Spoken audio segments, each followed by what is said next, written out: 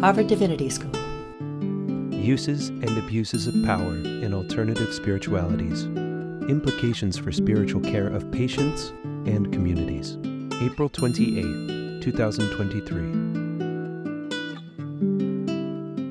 My name is Michel Gagné. Thank you for the introduction. Thank you for the other speakers. Thank you for the conference organizers for inviting me to speak here today. This essay has grown out of a few pages in the conclusion of my book. I've left it there if anybody wants to peruse it. And there's a couple handouts you can take if you're interested, where I brought up the term scapegoating in the study of conspiracism, of conspiracy beliefs. Maybe I can just, there's a slide here with my bio. We've covered much of that. If you're interested, the podcast has a way to contact me. I've also recently been asked to join a think tank called the Aristotle Foundation for Public Policy. It's a new Canadian think tank. Right now, that's just bragging rights. So I haven't done anything except give an interview, but possibly this article will be published through them. I also refer to myself as a recovering conspiracist. I spent 20 years in the Church of Oliver Stone, we could say. I was an ardent conspiracy theorist for much of my 20s, early 30s. While I was a high school teacher, I spent time telling the students that, the CIA killed Kennedy. And I was quite convinced of that until eventually I started teaching philosophy in a college. And there I had to teach critical thinking. And teaching critical thinking forced me to turn the light inwards and to start realizing that some of my own beliefs needed to be scrutinized, and so they were. So I eventually left, I would say, that fold. I've always been a believing Christian. I guess it's Canada Day today at Harvard. It's kind of ironic that the French-Canadian conservative Protestant is here presenting. I certainly don't, perhaps in Texas, I would feel like I'm part of the menu du jour, but over in Quebec, I can assure you I'm quite an exception.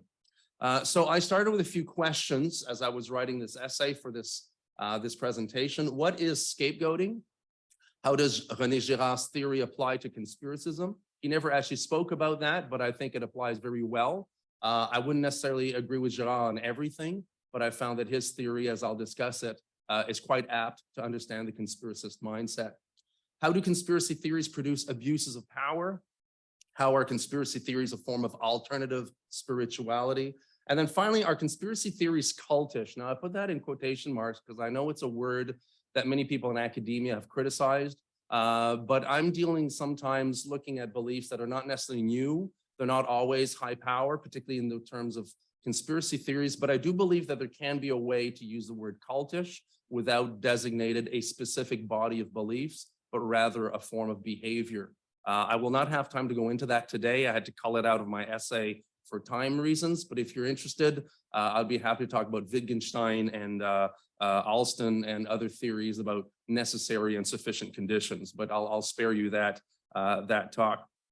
I'd like to start with a note, and that is if someone here is scandalized by something that I say today, then that means that René Girard was wrong. Because if Girard was right, we should all be scandalized by his theory. Because we're all human, and because his theory is large about self-sacrificial love, and that is something that all humans, I think, find very difficult to do. Belief in conspiracy theories has been described by some academics as a type of alternative or postmodern religious expression. Examples include the way many conspiracists perceive themselves as victims of official dogmas and keepers of rejected knowledge. Their missionary zeal to save others from ignorance and deception, their appeal to introspection and consciousness raising in their pursuit of the truth, their belief in hypercompetent and quasi-superhuman secret cabals, their depiction of ideological opponents as willful, immoral enemies, their social identity as a stigmatized minority and an enlightened brotherhood, and their existential quest to solve the problem of evil. Another important feature of conspiracy theories is their tendency to scapegoat their perceived enemies. Now, I will be defining the word conspiracy theory more closely later on. I don't think that all beliefs about conspiracy are necessarily conspiracy theories, but I'll explain that in a bit.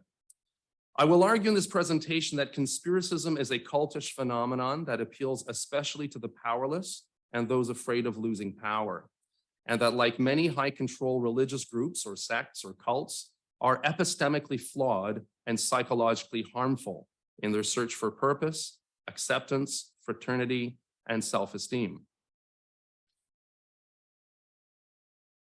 In so doing, I will consider how René Girard's scapegoating theory can help us understand that conspiracism is not a product of mental illness or of political radicalism per se, nor is it the particular problem of any specific social class, political group, culture, race, gender, or sex. Rather, conspiracism is a byproduct, I think I got influenced by the other presentation, a byproduct of a much larger existential problem rooted in human nature, produced by our deep need for self-affirmation, social belonging, and an uplifting historical narrative that invites us to collectively pass blame on an arbitrary victim to stake the moral high ground in our personal life story. To scapegoat is to arbitrarily ascribe blame to a person or group irrespective of any known proof of their guilt, based on how much of a threat they are perceived to be, not what they actually did. In so doing, the scapegoating mechanism serves a dual purpose. It allows the ones passing blame the satisfaction of putting a face on the source of some ill-defined evil that threatens their way of life, while B, it lets them abdicate responsibility, individual or collective, for the crisis at hand and its causes. In many examples of scapegoating in both mythology and history, the acts of group violence or ostracism against an individual or a minority are often presented by those who perpetrate them as necessary abuses of justice in the pursuit of a greater good. René Girard's argument invites us to view conspiracism as a contemporary manifestation of mob violence akin to ancient public stonings, medieval witch hunts, and racist lynchings. Now, I put that up because that's actually a quote from the conclusion of my book, though at that time, I was only really just getting to know Girard. I've read more of his stuff since. And I have to say that although I've never been raised Catholic, I thought there was something very deep and meaningful that made me understand some elements of the Christian faith that I had been struggling with, particularly the doctrine of atonement, but I'm not going to go into that right now. Most of us are familiar with the biblical story of Adam and Eve. We have heard of the Garden of Eden. We're most familiar with terms like original sin or the fall of man. Few take the time to consider, though, the complex sociological lessons that can be gleaned from this text. This was not the case of the literary anthropologist René Noël Théophile Girard. As a Catholic intellectual with a broad interest in history, the humanities, and the social sciences, Girard was not merely interested in biblical theology, but also in biblical anthropology, namely in how the Hebrew and Christian scriptures describe who we humans really are and why we behave the way we do, especially when thwarted human desires produce acts of persecution and violence. But Girard was less interested in the first sin of disobedience described in the Genesis story than he was in the first couple's second sin, the one they committed after they chose not to trust God's moral instructions and follow their own self-serving ethical judgments. And that sin, which was captured by the famous painting by Domenichino, was to blame another individual to protect their own self-righteous ego. Adam and Eve's reaction to God's examination initiated an escalating pattern of blame, scapegoating, and violence that is described in the following chapters of the biblical prologue. It's Genesis 1-11. And it's repeated throughout the rest of the biblical texts as the fundamental characteristic of human behavior and power structures. At the risk of simplifying Girard's ideas, I will summarize this theory in 5 key concepts, which he often described using the Greek terms mimesis, or imitation, scandalon, or taking offense, pharmakos, which means drug or medicine in Greek, but the Hebrew gets translated as scapegoat with a very similar meaning, and catharsis, or purification. So first, mimetic desire. To find fulfillment, safety, and well-being, humans need to live in communities. They draw their identity from belonging to a group, and imitation or mimesis helps them to survive and thrive as a society. But imitation comes at a cost. There is scarcity in the objects of our desire. For this reason, desires that grow through imitation, experienced by fallible, self-interested creatures with no universal moral compass, is doomed to lead to competition, jealousy, and strife. We want a thing not because of the thing in itself, but because the thing in itself happens to be the scarce and coveted object desired by those whom we imitate and want to be like, and if possible, replace. The mythical murder of Abel by Cain, the murder of Remus by Romulus, and countless other real and mythologized fratricides and historical civil wars, an abundance of resources cannot, as Marx and Engels otherwise suggested, put an end to the human propensity for division and conflict. It is human desire and ego, not scarcity, that causes division, violence, and injustice. Second point, scandal or offense. One of the hardest things for a self-interested ego to do is to recognize the arbitrary nature of its own desires. Desires to be right, to be admired, to be respected, and to belong. Our value system rarely gives us the impetus to conduct a full evaluation, a full self-evaluation of our darker intentions and our need to change. Rather, we become scandalized or offended by individuals and groups who control what we covet, whose fortunes expose our own misfortunes, whose ideas contradict our own, and whose words or very existence threatens our own self-identity. The offense is an irrational one that emanates from feeling exposed, vulnerable, and alienated, not sober reflection. Third point, scapegoating or pharmakos. It was not unusual in archaic societies to arbitrarily persecute a usable victim, one that could be readily blamed, often wrongly, as the cause of the initial scandal. The foreigner, the weak, the strange, the overly popular, the countercultural guru, the unrelenting saint, and the physically deformed, such as the poet Asa, were alternately exiled, imprisoned, tortured, or ritualistically executed to assuage a scandalized community's moral outrage. The pharmakoi, as these public disruptors were often called in ancient Greece, were an idealized villain, one that was proximate, unadmirable, and a plausible threat to public order and established norms. Scapegoats are not always innocent flowers, wrote Girard's biographer Cynthia Haven, but the blame they carry is disproportionate to whatever they as individuals may have done, or whatever guilt the group they belong to can reasonably be expected to bear. In our desire for acceptance and emotional closure, we become blind to the possibility that our targeted enemy is innocent and a victim of our outrage. To stop, reflect, and recognize the scapegoat as a victim of our wounded ego would be to question our own moral integrity, the harmful impact of our own biased judgments, and to put in doubt our self-serving moral systems. Cultish beliefs and conspiracy theories are prime examples of the scapegoating instinct. They compel their followers to adopt a simplistic us versus them attitude towards non-believers as evildoers and enemies, using inverted moral categories to blame victims and celebrate persecutors.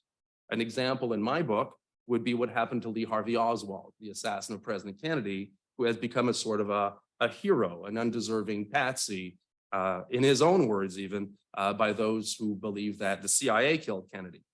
And then the demonization of people like Clint Hill, the Secret Service agent who tried to protect Mrs. Kennedy's life, who's blamed as sometimes partaking in the assassination plot. And if you're familiar with Jim Garrison or Clay Shaw, this was a travesty of justice that happened in New Orleans in the 1960s, which Oliver Stone has managed to turn into a complete reverse narrative of what was right and wrong in that particular case. Fourthly, mimetic violence. Groups in a crisis visit various forms of violence on their perceived enemies. Initially, the fear of being singled out invites restraint until the first avenger casts the first stone. I don't mean Captain America by this, but I guess it could fit.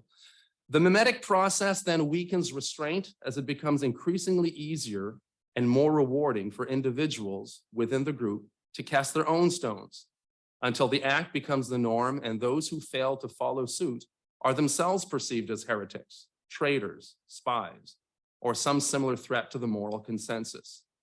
Those fearing to be, sorry, I can't see my own reading. Those fearing to be targeted by the mob succumb to peer pressure and accept the new consensus as binding. Those who oppose it suffer the wrath of the crowd along with the original scapegoat. If you don't believe me, you can go to my Amazon page and you can see some of the comments that have been left there. Catharsis, fifthly. The expulsion or destruction of a scapegoat produces a unifying experience within the community passing blame. A sense of reconciliation and newfound peace, preventing the group from fragmenting any further, but only temporarily. Human morality is deeply connected to social conventions. These conventions change over time and from culture to culture, forever adapting to changing norms, perceptions, and experiences.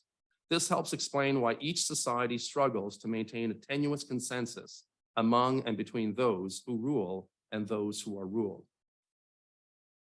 Excuse me. How are we doing on time?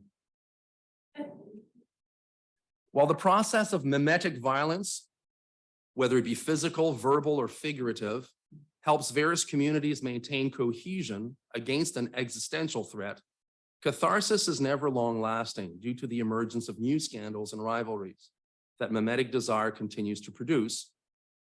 According to Girard, this is the principal purpose of the Christian Gospels, and especially of the crucifixion story, which exposed once and for all the human proclivity to be scandalized by the good and to blame innocent scapegoats.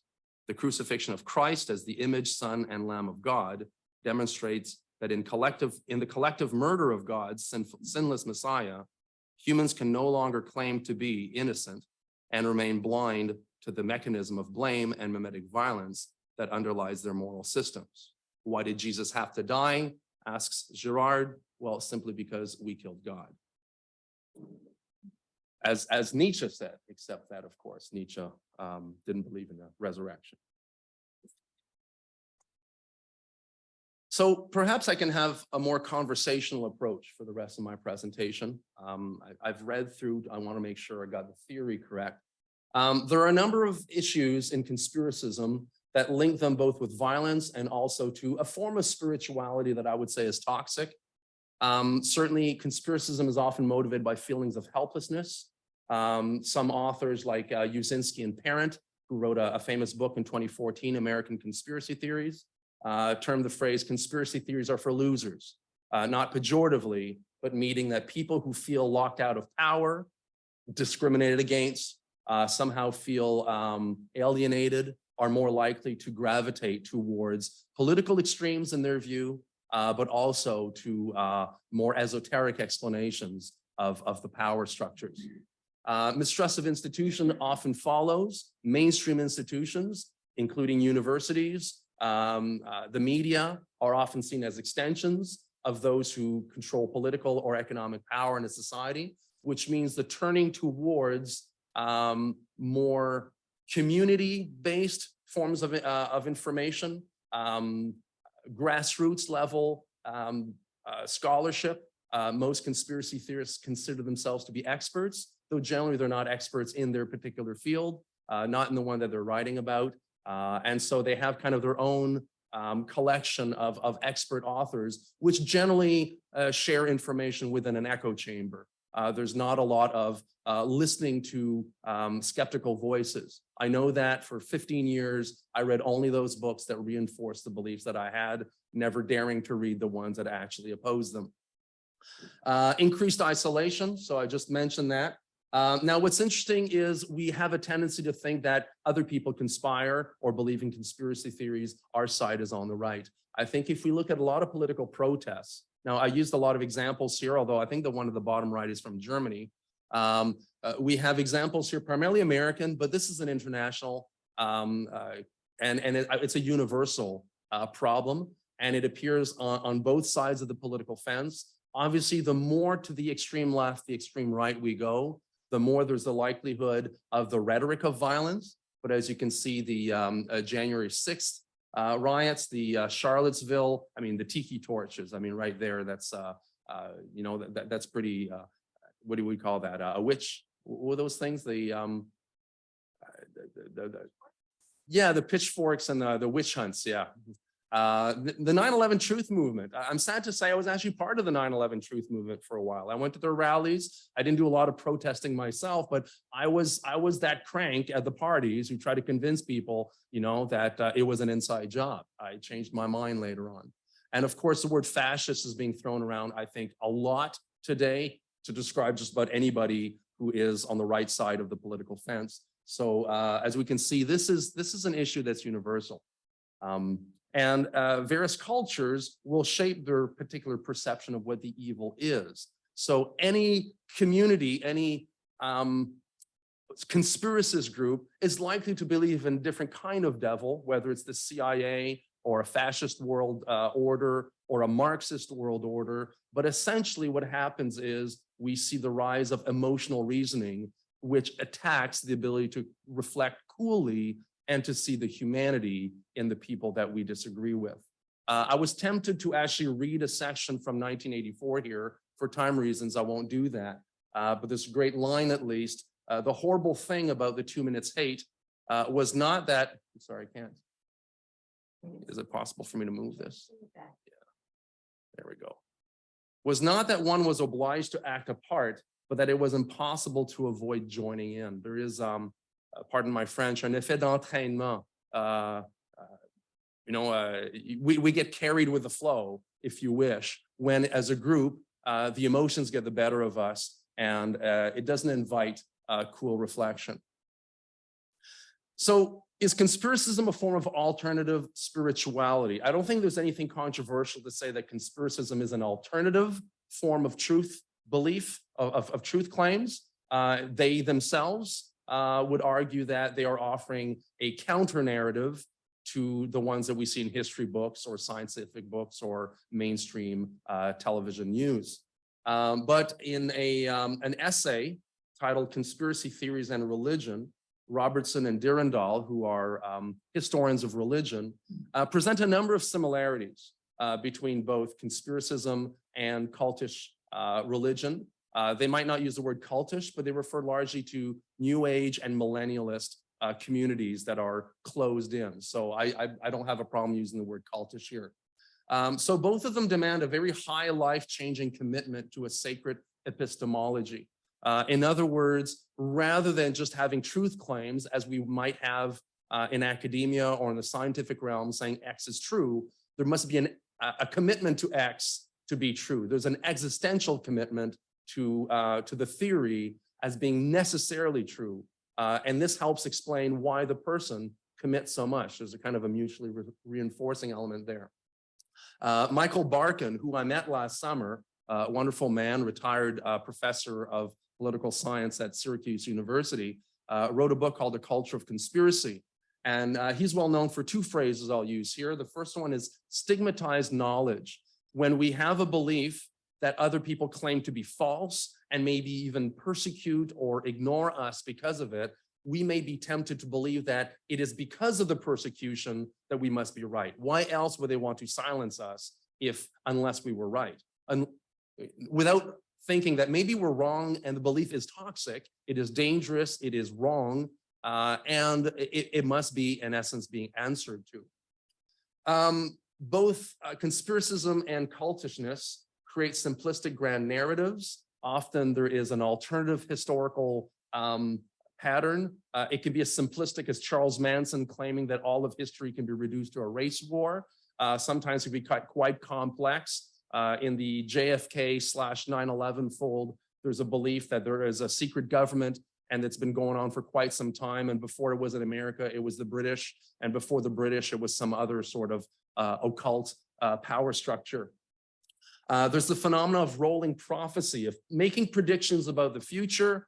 When they don't come to pass, to ignore them, to explain them away, or to reinterpret them in such a way that the community will be vindicated that, oh, maybe they thought they were wrong, but it turns out that that's not what the great leader or guru or teacher or researcher was predicting. Again, Michael Barkin uses the phrase improvisational millennialism, the tendency to believe in a kind of, I would say, a religious or philosophical buffet, taking a few little bits from one tradition, one from the other, maybe from Orthodox religion, maybe from something that we might call more New Age or alternative, and somehow combining that to create something new. A lot of New Age movements, a lot of millennialist religions, and a lot of conspiracy theories tend to be a patchwork of previous beliefs. There's nothing really new to QAnon. It's a blood libel theory that goes back to the Middle Ages, but somehow it's been repackaged. Rather than Jews, it's become Satanists and Democrats. I grew up with the Satanic Panic in the 1980s. So when I saw QAnon emerging, I'm like, I know what that is. I remember because, you know, my church was all about it when I was growing up. And then finally, they have a dualistic worldview. They break everything into good and evil. The people on the outside tend to be seen as heretics or devils. You know, we might think of the CIA. We might think of people like me, for people in the JFK conspiracy community. We might think of JFK as a kind of a saint. I refer to him as Jesus 2.0 sometimes in my classes. He's shown as a kind of a messiah figure. And then many teachers, Oliver Stone, for example, will be seen as a sort of a martyr for the cause. To summarize or to define conspiracism more clearly, I like to rely on what British philosopher Kasim Kassam used. Rather than saying all beliefs about conspiracy theories, about a conspiracy should be called conspiracy theories, he has a phrase, he says, conspiracy theories with a capital C and a capital T. When does that apply? Well, when we see 5, or at least a majority of these 5 elements being reflected in the conspiracist narrative, they are speculative. In other words, let me make sure I get this right. I'll refer to my notes here. They are speculative, relying on assumptions and conjectures to connect the dots between events and the people they hold responsible for these.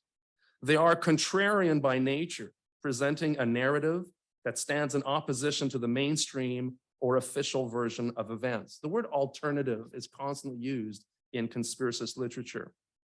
They are esoteric, resorting to imaginative, exotic, and implausible scenarios. It may include foreknowledge, secret technology, hypercompetent foes, or mind control. They are amateurish insofar as they are usually the product of persons with no recognized expertise in the domain being studied, and therefore contain many errors, oversights, and hasty generalizations. I would add the lack of peer review. Conspiracist literature tends to speak within an echo chamber, quoting other sources that would agree with theirs, but not necessarily those that disagree. And then finally, Kassam says they are pre-modern. I prefer the word deterministic in the sense that they believe that history is essentially predetermined rather than chaotic by nature, describing all events as being guided by an invisible hand. It's not necessarily the hand of Satan, it's more likely the hand of the CIA or something like that. So he would define conspiracy theories both as political propaganda, but also a pessimistic faith system, a political version, a politicized version, if you wish, of the cultish mindset. Now, so I'm going to bring this to a close. What do I have, 2 minutes? You got about 4 minutes. 4 minutes. Oh, that's good. I'm not going to read all this. It's a lot of reading. If you want the PowerPoints, I'll be happy to share it with you. It's just, I just wanted to show this to say that I've done some of my homework. There's some references down there. Stephen Hassan would be the most recent person who wrote a book about the cult of Trump. And he was a former member of the Church of Unification. And he is, I believe, a PhD in psychology. So a lot of these authors have talked about the cultish mindset and how it applies to conspiracy theories. I've conducted interviews with Mike Kropveld from InfoCult, with Tony Ortega, who is a journalist who dedicates his whole time studying Scientology, Fielding McGee, the husband of scholar Rebecca Moore. She's a scholar of religion. Both of her sisters died at Jonestown. So I've spoken to people who feel very well acquainted with these movements. And this is what I've come up with, a long list of similarities between the groups: apocalyptic thinking, belief in hypercompetent boogeymen. They prey on the vulnerable. They are emotionally, financially, or epistemically manipulative. They provoke intense and unjustified suspiciousness of others. They have narcissistic leaders or gurus who are often emotionally immature. They require members to devote themselves fully to the cause. They drive a wedge between believers and friends, and so on. So there are many here. I'm happy to send that to you if you're interested. And also, I often do this at the beginning of teaching my course on critical thinking, is to address the symptoms of paranoia. Robbins and Post wrote a book called Political Paranoia in the 1990s, and I still find the first chapter to be very useful, as it describes how paranoia is not necessarily a psychiatric problem, but it is a problem of vulnerability. And when we feel vulnerable, we start looking for patterns, we start looking for blame, and we start thinking of ourselves as being some kind of an agent or victim or hero in our own story. So to be extremely suspicious, to assume that there are secret patterns happening behind our back. Centrality means that we believe that we are targeted. I have a story about once walking out of my apartment, my car had been towed, and my first thought was the CIA did this. And I live in Canada, you know, how ludicrous. It took 2 minutes for me to kind of wise up and realize, okay, because I didn't see the signs because the snowplow was coming. But essentially, the mind starts jumping to the narrative in one's mind. Grandiosity, the tendency to have contempt for non-believers, and hostility, those go together. You know, the person at the party who tends to tell everybody they're wrong, rather than asking questions, they're telling other people, they're educating them in a sense. An excessive desire for freedom, more so than we would afford to other people. Projection, trying to assume or assuming that other people are obsessed with the same issues that we are. And then finally, delusional thinking, having these, I call it Rube Goldberg explanations, kind of have these very complex explanations that actually are very easy. I mean, I end my book by saying, you know, is there a conspiracy in the death of Kennedy? There could be, but everything I've looked at says no, and I've stopped losing sleep over it. So once you realize how simple the truth can be sometimes, you don't need these large Rube Goldberg explanations in order to justify your feelings. Maybe your feelings are wrong, and maybe history is simpler, more chaotic, but simpler than we like to think. So I would like to end with 3 conclusions. Don't let public opinion and your need for acceptance make you settle for simplistic and self-serving conclusions. Otherwise, that's when we end up going down the rabbit hole. Be aware of the causal connections between your self-esteem and how you view the world. When we feel helpless, we are more likely to blame. This will prevent biases, prejudice, and faulty assumptions to sway our judgments. And then finally, I realize this is controversial because the word ally and alliance is a popular one today, but I would say avoid joining alliances. And I say this, all kinds of alliances. I'm an evangelical Christian. I know alliances. But alliances are short-term. They are made for an external good, you know, to try to, I don't know, get a judge on the Supreme Court or something like that. And that means that at some point when either the job is accomplished or it falls out of reach, the alliance crumbles. That's not the best way as human beings to forge a healthy community. Instead, we should engage in meaningful exchanges with neighbors, colleagues, and strangers who value our well-being. I will end with 3 quotes. The time has come, says Girard, for us to forgive each other. If we wait much longer, we will run out of time. Christ said, you have heard that it was said, love your neighbor and hate your enemy. But I tell you, love your enemies and pray for those who persecute you. And Søren Kierkegaard, who is one of my favorite philosophers, says, in relation to God, we're always in the wrong. Now, if you don't believe in God, it could be something else. It could be the imitation of the Buddha. It could be Socrates. I think there are many ways. Girard, obviously, is a Christian, and it resonates with me. There is a good mimesis, but mimesis should be something that encourages us to thrive as human beings and be more accepting of the other, of engaging in respectful, dignified conversations and exchanges. Thank you very much. sponsored by the Program for the Evolution of Spirituality. Copyright 2023, the President and Fellows of Harvard College.